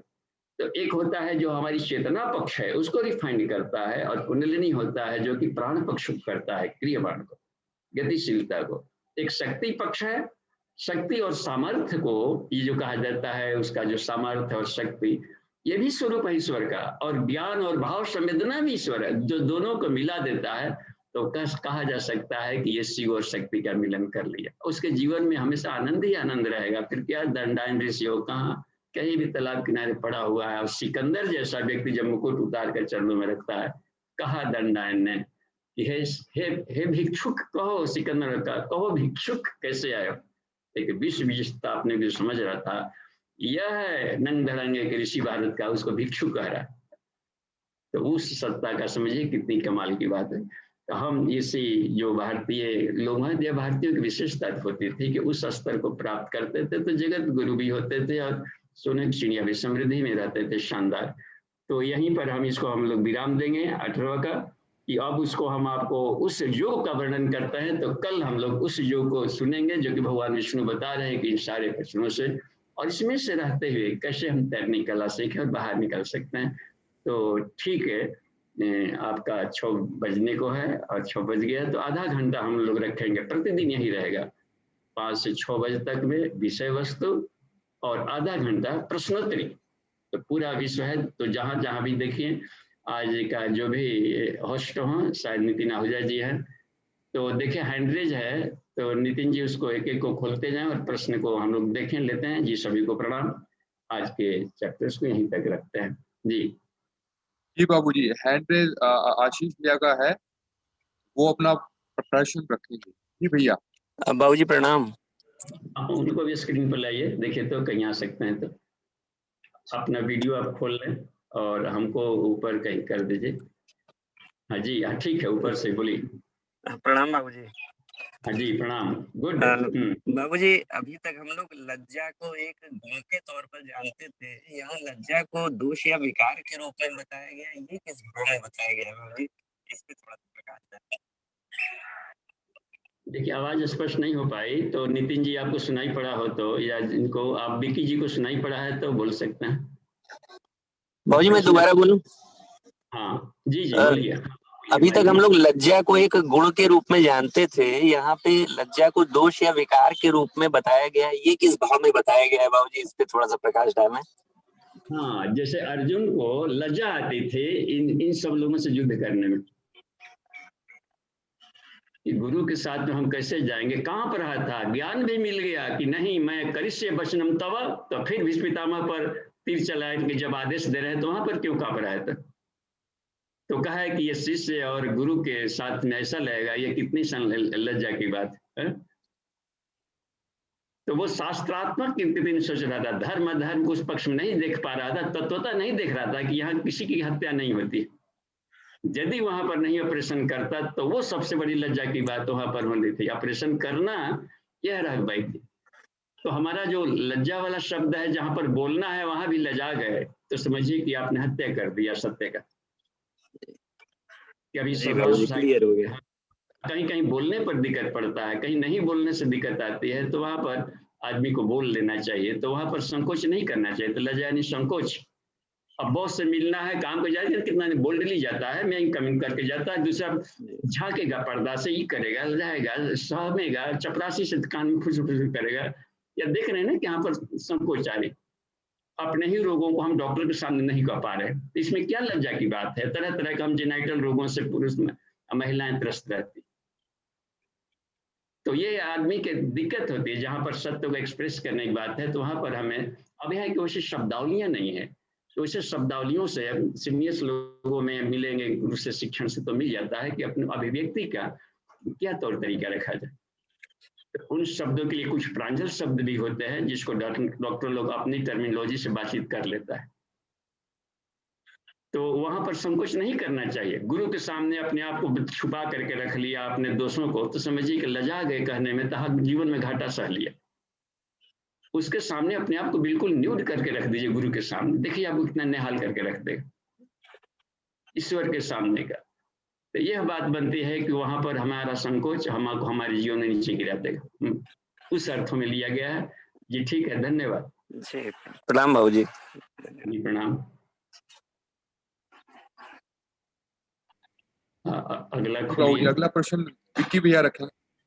हाँ, उनको स्क्रीन पर लाइए। प्रणाम बाबूजी। हाँ जी प्रणाम, उनको भी आशीष जी के जगह हाँ ला दिए जी, ठीक है। हाँ बाबूजी, यहाँ पे निष्कल शब्द का यूज हुआ है, परमात्मा और ब्रह्म शब्द के अर्थ में निष्कल एक शब्द आया है। मैंने इसको स्वाध्याय क्रम में देखा, मुझे समझ में नहीं आ रहा था, तो मैंने ढूंढा, तो कला रहित इसका अर्थ पता चला मुझे। हाँ, तो इसमें जैसे हर चीज का एक निश मतलब होता है रहित, और कल शब्द लिया गया है नाद बिंदु कलातीतम, तस्मै श्री गुरुवे नमः। जी, अब हम वहां पे थोड़ा सा बाबूजी कंफ्यूज हो गए कि कहते हैं ये इतने कला के अवतार थे, ये इतने कला के अवतार थे, कृष्ण इतने कला के अवतार थे। तो हम बोले कला रहित भी हैं और कलाओं में अवतार भी ले रहे हैं, तो बाबूजी से संज्ञान पाएंगे इसका।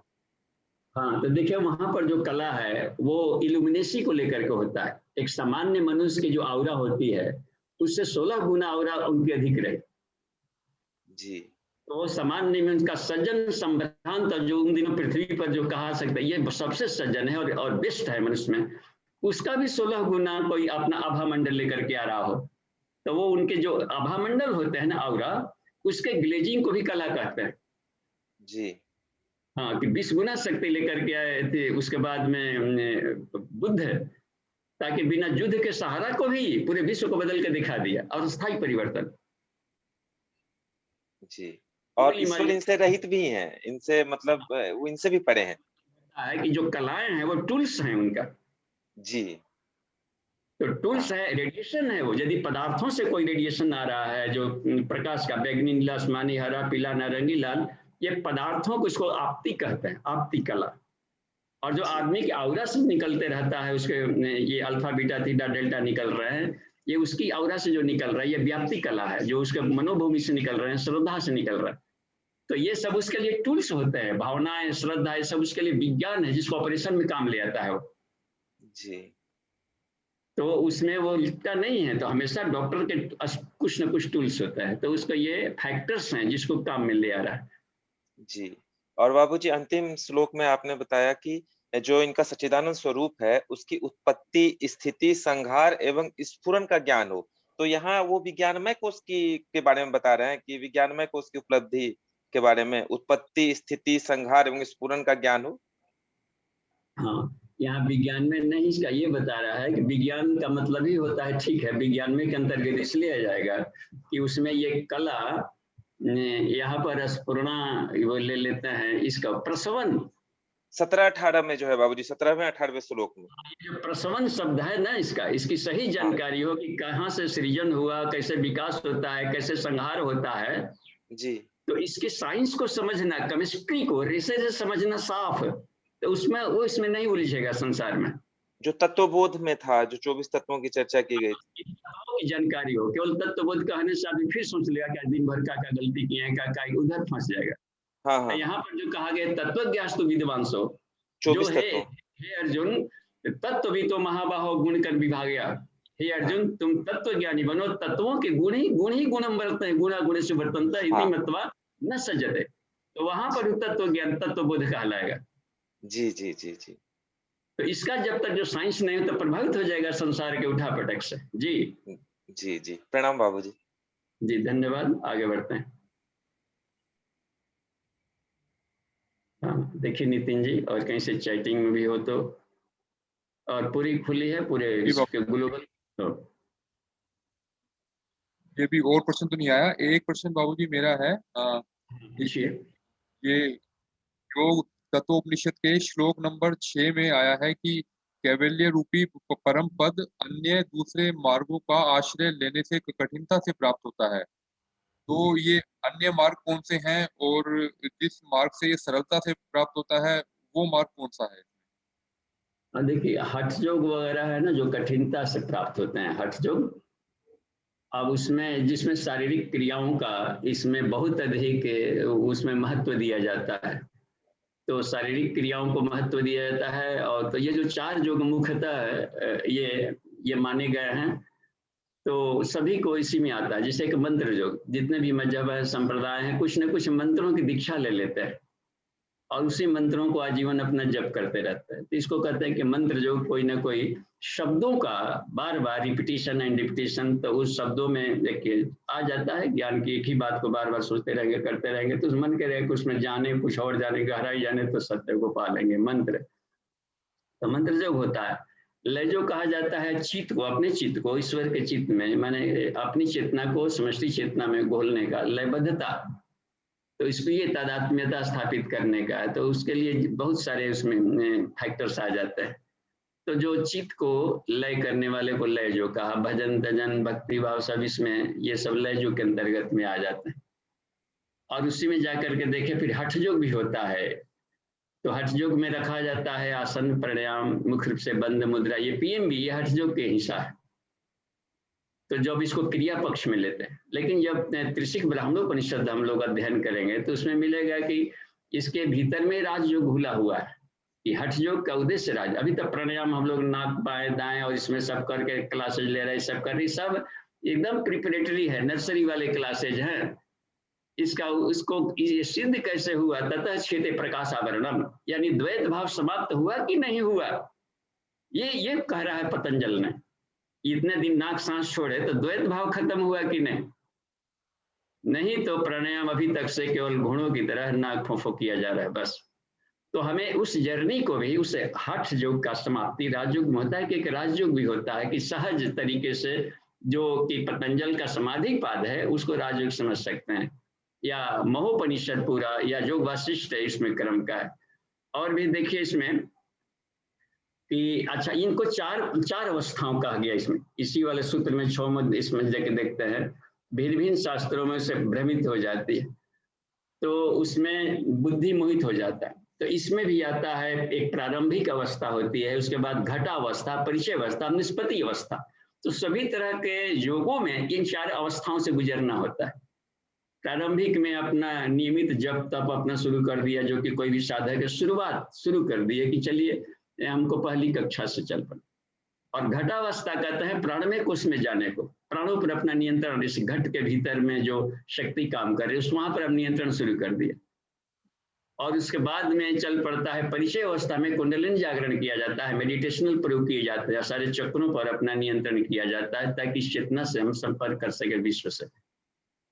और निष्पत्ति समापन है, यानी विज्ञान में कोश की परिपक्वता है। तो इस 4 अवस्थाओं के माध्यम से बताया कि सभी तरह के योग में ये फेजेज आते हैं, इनकी क्लीनिंग के क्रम में आते हैं। तो ये सब इसमें मुख्य रूप से यही इसमें 4 योग का क्रम इसमें दिया है। तो और भी शास्त्र जाल है, पटाते हैं कि ये करिए नहीं कहते, शास्त्र शरीर प्रधान होते हैं, यानी आचार संहिता बताते हैं। और आचार संहिताएं सापेक्ष होती है, निरपेक्ष का ज्ञान नहीं देती है, वो सापेक्ष का ज्ञान देगी। उठिए 4 बजे अब हो गया जी, 4 बजे तक तो सोया है, घर के गार्जियन चिल्ला रहे हैं, पानी छिड़क रहा है। अब कैसे बेचारा कर सकता है? 3 बजे सुबह तक से तो क्लास लिया है, देश विदेश का उस समय ऑनलाइन क्लास चल रहा था, पढ़ाइयाँ आ रही थी। इन दिनों इस युग बदल चुका है। ऐसे लोगों के लिए पूज्य गुरुदेव ने कहा है कि जब भी अपना नाइट ड्यूटी कर रहा हो, लेट से आए और सो जाए, फिर कंप्लीट रेस्ट में जाए। जब भी जगेगा वो साधक, उस समय उसका ब्रह्म मुहूर्त शुरू होगा। ये होता है कहीं पर, ये जो सिस्टम में है, तो शास्त्र जो बताते हैं आचार संहिताओं को जानकारी देते हैं, आत्मिकी की चर्चा उसमें नहीं होती है। तो वेद में भी है आत्मिकी का, तो वेदों को भी शास्त्र के अंतर्गत ये ले लिया कि दूध के भीतर घुला हुआ घी है वो, और विशुद्ध घी निकाल लिएगा उसको उपनिषद कहते हैं। ये प्योर आत्मिकी किसी और कुछ चर्चा नहीं करता है। इसलिए कहा कि शास्त्रानुवर्तनम त्यक्त्वा, और त्यक्त्वा देहानुवर्तनम, देह के भीतर में एक सत्ता है, तो देह भाव को बाहर छोड़ो, तब जाकर के उधर अध्यास आप्यनम करूं। तो ठीक है जी, धन्यवाद जी बाबू, धन्यवाद। बाबूजी एक प्रश्न और था, इसमें जो कैवल्य रूपी जो परम पद के बारे में जो बताया गया है, तो साधक ने कैवल्य रूपी परम पद जो है किस स्टेज तक पा लिया है, इसके उसमें गुण क्या रहेंगे उस साधक में, कि हमें कैसे पता लगेगा कि जो है इसे जो है कि कैवल्य रूपी परम पद इसने पा लिया या उसके समीप है? तो इसके बारे में थोड़ा सा और बताइए।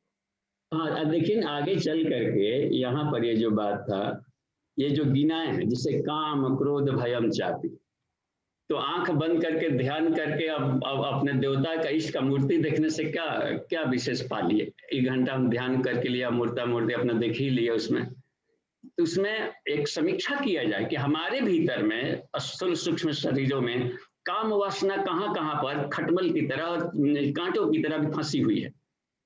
यदि वो प्रभावित नहीं कर रही है, उससे हम परे हैं, उस पर अपना नियंत्रण है, वो हमको अपने पालू तक घसीट नहीं रही है, तो हम समझे कि एक चीज से दुख से मुक्त हो गया, तक कैवल्य अवस्था आ रही है। सुख दुख कितना प्रभावित करता है? यदि वह प्रभावित नहीं कर रहा है और आपके जीवन में आनंद दे रहा है वह चीजें, तो सुख हो तो या दुख हो तो दोनों में जो समान भाव से रह रहा है, तो उसका कैवल्य पद उसका करीब है, और कैवल्य अवस्था में आ गया। यानी वो केवल शब्द कहा गया आत्मा और परमात्मा के, केवल और केवल एक ऐसी तत्व है जो कि मृत्यु के कंट्रोल में नहीं है। वो मृत्यु सबको खा लेगा सिवाय आत्मा को, क्योंकि वह न जायते मृत्यु कदाचित। तो यही कह रहा है कि इसको हम अपने आप में मेडिटेशन में यही खोजें कि इसकी कितनी मात्रा अपने भीतर में है।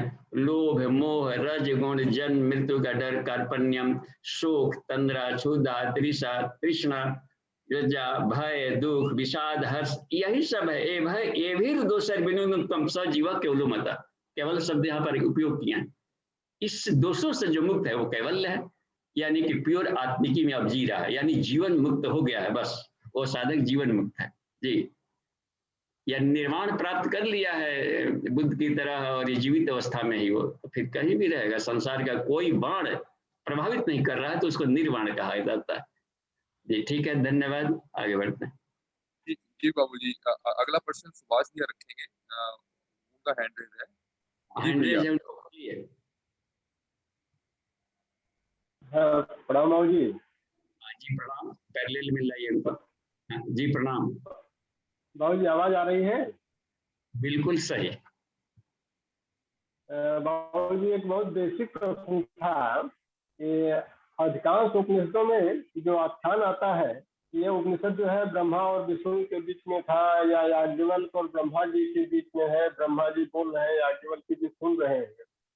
तो ये ब्रह्मा और विष्णु को क्या हम गुणों के आधार पर लें, ये इंसान है या कोई परम चेतना है? मतलब उसको जब शुरुआती दौर में साधक पढ़ता है कि बड़ा अच्छा सा कंफ्यूजन आ जाता है कि ब्रह्मा विष्णु कौन है।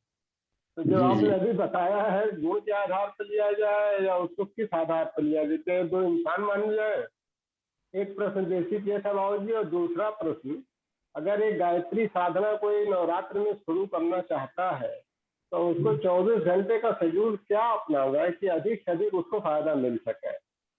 क्योंकि सबके मन में भावना आती है, हम लोगों के मन में भी आती है, तो उसको क्या शेड्यूल बनाया जाए और कैसे किया जाए कि अधिक से अधिक फायदा इसका लिया जा सके नवरात्र साधना का?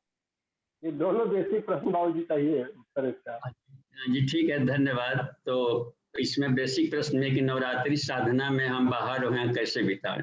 तो एक बार जितने भी सेमेस्टर में यहाँ पर जो लोग आते हैं, यहाँ पर बिल्कुल ही हर क्लास उतना ही शोध स्तरीय होता है। तो 24 घंटा की यहाँ रूटीन एक रहता है और सब ओवर चार्ज होकर के जाते हैं कि 6 महीना तक मजा लेके बैटरी डिस्चार्ज हो जाए। तो इस तरीके के जो यहाँ का शेड्यूल है उसको आप घर में भी रख सकते हैं और उस तरीके से बन गया तो सुबह की मॉर्निंग कक्षा का लाभ मिल ही गया ऑनलाइन क्लास से। अब बाद वाले समय में है तो यज्ञोपैथी हम लोग रखते हैं, फिर यज्ञशाला में फिर जाकर प्राणायाम करते हैं वहाँ पर, और उसके बाद में प्रैक्टिकल नया शुरू कर दिया गया है। और डॉक्टर ममता सक्सेना के परामर्श से यहाँ पर यज्ञोपैथिक कक्ष का एक प्रारूप दे दिया गया है कि उसमें हम लोग उसका धूम्र उसमें बचा रहे बाष्प, इसके लिए पर्दे गिरा लेते हैं हम लोग, ट्रांसपेरेंट है, और प्राणायाम करते हैं यहाँ, तो उसका रिजल्ट मिलता है। फिर तुरंत प्रैक्टिकल क्लासेज चलने लगते हैं यौगिक क्रियाओं का, फिर प्रश्नोत्तरी सेशन उच्च स्तरीय चलने लगता है इसमें अध्यात्म विज्ञान का, तब जाके और भोजन भी रखा जाता है कल्प साधक जैसा। फिर जाकर के स्वाध्याय मनन चिंतन अध्ययन और जब तब का भी समय है, दोपहर का भी संध्या का। फिर जाकर के भी क्लासेज चलते हैं, कर्मयोग रहता है, फिर रात्रि के भी उनके अनुभव सुनने जाने सब करने क्रम। इसके बाद सो जाना, टाइम कहाँ मिल रहा है, ये टाइट प्रोग्राम रखा जा सकता है। तो जिनको ड्यूटी है तो बीच वाले गैपिंग में ड्यूटी करा या ले सकते हैं 9 दिन छुट्टी, तो बढ़िया है, घर पर भी अपना उसका लाभ लें, क्योंकि जीवन का वही नहीं रहा। जब नौकरी करते रहे, रोगी बने रहे या सब, तो फिर मजा नहीं आता है जीवन का। तो यह है कि 24 घंटे का टाइट शेड्यूल है, इसको हम उसको अपने क्लास में भी डाल देंगे। अभी जो हम लोग का क्लासेज चल रहा है उसका क्या शेड्यूल रखें तो वो हो जाएगा। अब रह गया ये कि ब्रह्मा और विष्णु को हम किस ढंग से लें। तो जो ब्रह्मा विष्णु तो आज भी मिलते हैं, इसी ग्रुप में एक है विष्णु जी है, ये तो हमेशा रहेंगे। कहाँ विष्णु हर गांव के भोटर लिस्ट में ढेर मिल जाएंगे, ब्रह्मानंदम और परम सुखदम हर जगह घूमते मिलेंगे। तो ये जो उपनिषदों में दिया गया है ये गुणबोधक होता है, इसमें हमेशा गुणबोधक होगा इसमें। तो उन्होंने अब इसमें रख दिया गया है कि जो महाविष्णु के रूप में महाभूत, इसका मतलब कि एक ओरिजिन जिसको आर पार की जानकारी हो, उसके पास कम जानकारी वाला जा रहा है, खत्म। सृजन का गुण है, बच्चा पैदा करना है तो पूछने जाएगा ना गुरु जी के कि गुरु जी हम कैसे सहवास करें, पत्नी के साथ हम किस तरीके के साहचर्य हो और कैसा हमारा संस्कार हो कि हम चाहते हैं कि अर्जुन जैसा हो, अभिमन्यु जैसा हो, या फिर जाकर के विवेकानंद जैसा बच्चा हो। तो जिसको कि भारती देवी ने प्रश्न कर दिया था शंकराचार्य जी से।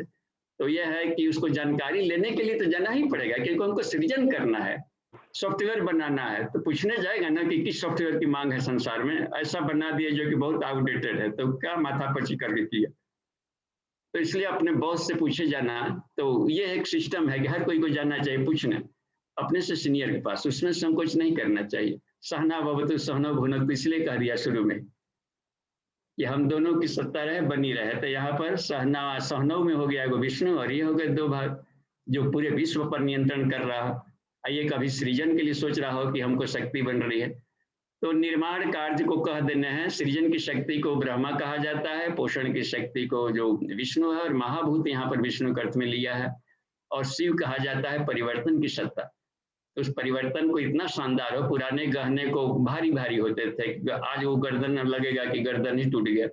अब इन दिनों छोटे छोटे गहने हैं, तो उसी को गला करके नया बनाया जाए। तो गलाई ढलाई जो नहीं जानता है तो वो उसी पड़ा रहेगा। और ऊर्जा की एक लिमिट मात्रा है, ये आइंस्टाइन का कहना है, उसको हम बढ़ा घटा नहीं सकते, रूपांतरित कर सकते हैं सिर्फ। स्थूल को सूक्ष्म, सूक्ष्म कारण में केवल ऐसे अदला बदली हो सकता है। तो ये परिवर्तन की सत्ता एक बनी रहती है। इनको साइंस से संभूतम च असंभूतम च, तो संभूति असंभूति को जानने की बात है। तो ब्रह्मा और शिवत्व का कार्य यह बात है, सृजन का गुण। तो ये गुणबोधक शब्द है, जिस आदमी में रहेगा तो कहलाएगा शिव कहलाएगा। तो विष्णु के हृदय में शिव है, शिव के हृदय में विष्णु है, ये मिलेगा स्कंदोपनिषद में ही बस। तो हर एक दूसरे के हृदय है, यानी कि हर कोई को तीनों योग्यता रखनी चाहिए। ब्रह्मा मुरारी त्रिपुरांतकारी खाली श्लोक बोलने से नहीं होगा, तीनों गुणों में अपने को आगे बढ़ाना चाहिए। सृजन का, पोषण का, ये बच्चा उत्पन्न करें तो तेजस्वी और साधु और तेजस्वी पुत्र पैदा करें, और उसके बाद में पोषण करना है तो कितना शानदार बनाना है, संस्कार देने उसके बावजूद भी। परिवर्तन यानी समय के सापेक्ष में अपने आप को मोल्ड करता चले, नहीं तो आउटडेटेड होकर के वृद्धाश्रम में कहीं का रहता मिलेगा। तो हर क्षण पढ़ा, पितामह की तरह हम क्यों नहीं होल लाइफ ज्ञान देते हुए जाएं संसार को। तो यह है कि बात में कि वो कला एक सीखनी पड़ती है अपने आप को, कि संसार के गतिशील में अपनी गतिशीलता को बनाए रखना होता है। तो हर पक्ष में हो, नहीं तो बुढ़ापा को देखते कोई डरता है। और जितने भी थे बूढ़े लोगों ने अधिक कमाल करके दिखा दिया। कुछ गुरुदेव बुढ़ापा में ही सारी जीवन शैली को दिखा दिया। विनोबा भावे हुए, गांधी हुए, और श्री अरविंदो के देखे इस लेकर के अंत तक करते करते सब शरीर को उन्होंने छोड़ा है, सब लेकर के। और भी पाइथागोरस 80 वर्ष की उम्र से पढ़ना शुरू किया था, और one of the best philosophers में आ गया था। तो होल लाइफ को तो ओल्ड इज गोल्ड और शानदार है, पके फल तो और रसदार होने चाहिए। यहाँ तो मौरा करके सूख करके ये बात नहीं है। पके उर्वार हुक्म यो बंधनान मृत्यु, जो ज्ञान विज्ञान से बिछोड़ हो गया है, पक गया है, वो उसका आनंद कुछ अलग होता है बुद्ध का। तो ठीक है, तो शारीरिक अवस्थाओं को जानना। तेजस्वी पुत्र पैदा करना, तेजस्वी पुत्री की बात नहीं आती है। पुत्र पुत्री का क्या चक्कर है ये? मान लीजिए अगर पुत्री ही हो, पुत्र ना हो तो क्या तेजस्वी ना हो? जी यहाँ पर देखिए, वेद को यदि लेकर चलते हैं, यथैव आत्मा पुत्र दुहिता समा, ये वेद का सूत्र है कि आत्मा का कोई लिंग नहीं होता है, तो पुत्र पुत्री में कोई अंतर नहीं है। यदि अंतर रहता है तो गंगा सिंह भी नाम रखते हैं और गंगा देवी भी रखते हैं। इसका मतलब होता है ना कि स्त्रीलिंग पुल्लिंग यहाँ कोई चीज नहीं। और उसकी इच्छा होगी कि हम मारुति गाड़ी पर घूमेंगे, तो सॉफ्ट बॉडी मिला ईश्वर को। किसी को माने कि हड़हड़ वाला गाड़ी मिलता है, ट्रैक्टर उक्टर भी लेकर के लोग घूम रहा है डंपर की तरह। तो मेल फीमेल का बॉडी उसकी चॉइस था। ये तो वृक्ष थे, पेड़ थे जिसको कि इसको इस्तेमाल कर रहा है पक्षी, लेकिन पक्षी में कोई लिंग नहीं है यहाँ पर। द्वा सुपर्णा सैजा सखाया समानो वृक्ष में प्रशस्त हो जाते हैं। एक ही अक्षत आत्मा का कोई लिंग नहीं होता है, इसलिए दाह संस्कार पुत्र। तो उसमें गुरुदेव ने इसको वास्य किया है, इसमें बताया है। अब यह है कि जो पुंग नामक नरक से त्राण दिलाता उसको पुत्र कहते हैं। तो इसमें तो वो केवल त्राण कैसे दिलाए, जब तक संस्कारी नहीं होगा तो उसके पितर तरेंगे ही नहीं। गयासुर राक्षस था, बगल में हम लोग को गया पड़ता है, श्राद्ध कराने जाते हैं। राक्षस था, माता पिता को टॉर्चर करके उसी के कष्ट से मरे। अब फिर श्राद्ध तर्पण खूब दे रहा था, पूरे अपने स्टेट भर के लोगों को खिलाना था। तो कहा कि आसमान तुम्हारा देवता लोग चले गए रुस फूल के। तब जाकर आकाशवाणी हुई कि अपने छाती पर 100 बरस जगे कर, यानी कि जितने भी तुम्हारे वृद्ध लोग हैं सारे तुम्हारे राजपाट भर में, सबकी तुम सेवा करो अपना फादर मानकर, और 100 बरस तक। तो भाव संवेदना जाएगी, तब पिंडदान दिया। तो भगवान विष्णु सामने आए थे, खड़े होकर विष्णु पद कहते हैं उस जगह को। यह रहा गई बात में कि वो तार वही सकता है जो कि संस्कारी हो, चाहे पुत्र हो या पुत्री हो, कोई अंतर नहीं पड़ता है। दाह संस्कार में मुखाग्नि दोनों दे सकते हैं बराबर। इसका मतलब समाज में जो बाबूजी ये भ्रांति चलती है कि अगर आपका पुत्र नहीं है या बेटा नहीं है, आपको मोक्ष नहीं मिलेगा, क्योंकि मुखाग्नि जो है खाली बेटा दे सकता है। तो ये पूरी तरह से अज्ञानता ही मान के चला जाए, क्या माना जाए इसको? बिल्कुल 100% अज्ञानता है, क्योंकि उसमें मोक्ष से नहीं वासुस्त न ग्रामांतर है। किसी पर्सनालिटी पर से मोक्ष नहीं चिपका हुआ, खुद के ज्ञान से मोक्ष मिलता है। अज्ञान हृदय ग्रंथि नाशो मोक्ष स्मृता, इसमें भी आया था कि मोक्ष दिलाने वाला तुमको ज्ञान दे रहा हूँ। ज्ञान से ही पराशांति है और ज्ञान ही आदि है और ज्ञान से ही ज्ञेय को समझा जा सकता है। तो उसको मोक्ष मिल जाएगा, नहीं तो दोनों लदनी फदनी आएगा, इसमें भी आएगा कि पिता पुत्र बनेगा, पुत्र पिता बनेगा, दोनों एक दूसरे पर अपना हेकड़ी निकालेगा कि तो हम जब बच्चे थे कान इठते थे, आप मारते थे, अब आप लड़का बने, हम कान इठेंगे और हम मारेंगे, ऐसे ही चलते रहेगा रेहट की तरह, कोई किसी को नहीं तारने वाला यहाँ पर। तो यही रहेगी बात में, हर कोई अपने से तारता, मरनो भलो विदेश को जहान अपना कोई, ये हरिश्चंद्र का कहना था, सत्यवादी हरिश्चंद्र का, मरनो भलो विदेश को जहान अपना कोई, माटी खाए जानवर महामोक्षय हो। ये बात थी, तो उसमें बनता है कहीं भी शरीर छोड़ेगा, कबीर दास की तरह, कौन उसका न पुत्र है न कुछ है, तक कबीर दास के मार लगे, कमाल कहाँ घूम रहा है, कौन कहाँ, उस हालत में तो भीष्म तरेगा ही नहीं, उनका कोई पुत्र ही नहीं हुआ, हनुमान जी का कोई बेटा नहीं हुआ इसमें, तो कहाँ मकरधा जो था गलती से ऐसे तक वहां पर पड़ा हुआ, तो वो तो सब अपने तरा हुआ है सब, उसको कोई तारना भीतर से अपने आप आत्मा ही से तरा जाता है, आत्मज्ञान तारता है, तो उस पुत्र को पैदा कर लेनी। तो ठीक है, तो ये बहुत अच्छा, थैंक यू, थैंक यू।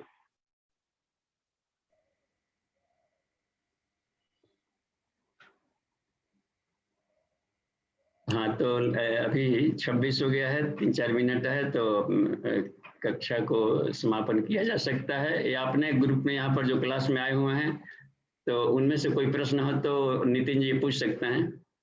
देखिए कक्षा में अभी जो पार्टिसिपेंट्स हैं नितिन जी के साथ में जुड़े हुए हैं, तो यहाँ प्रज्ञा कुंज में सत्र में आए हो तो कोई भी प्रश्न कर सकते हैं, या पूरे जो भी अभी पार्टिसिपेंट्स हैं क्लास में, इन उपनिषदों से या किसी भी तरह की पंचकोश साधना में साधना संबंधी कोई भी प्रश्न कर सकते हैं, कहीं भी यार फंसा हो या फिर जाके अगला चैप्टर क्या होगा। जी बाबूजी, कमला दीदी का एक प्रश्न है। जी दीदी बताइए। हाँ, तो वो डायरेक्ट पूछ सकते हैं, तो उन पर फोकस करें, आपके जगह पर बैठ करके पूछ सकते हैं, नहीं तो हाँ जी, हाँ वहाँ पर सीधे वहाँ पर, हाँ ये ठीक है, हाँ जी कमला दी हैं जी, पूछिए, कहीं बुक में मिला है, जल्दी 3 मिनट है।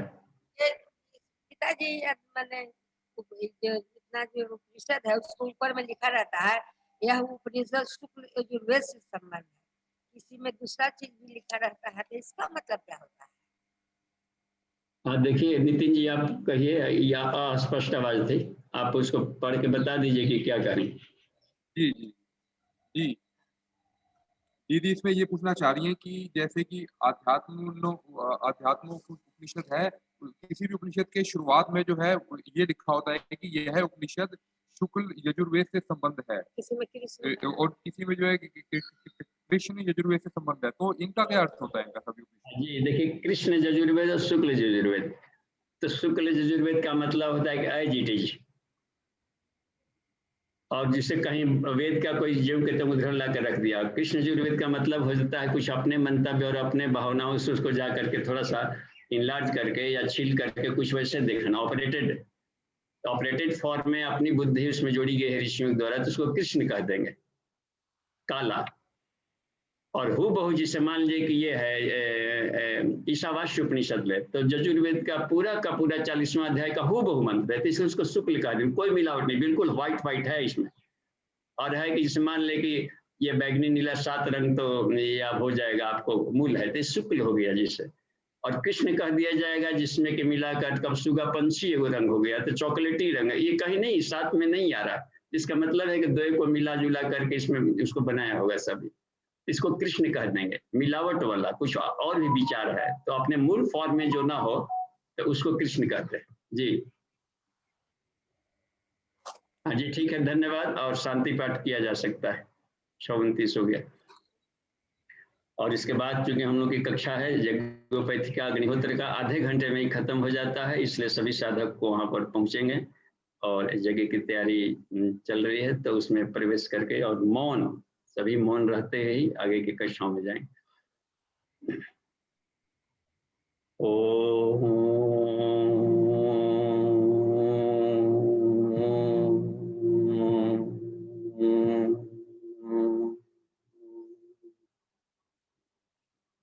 शांति शांति शांति। समाप्ति। प्रणाम।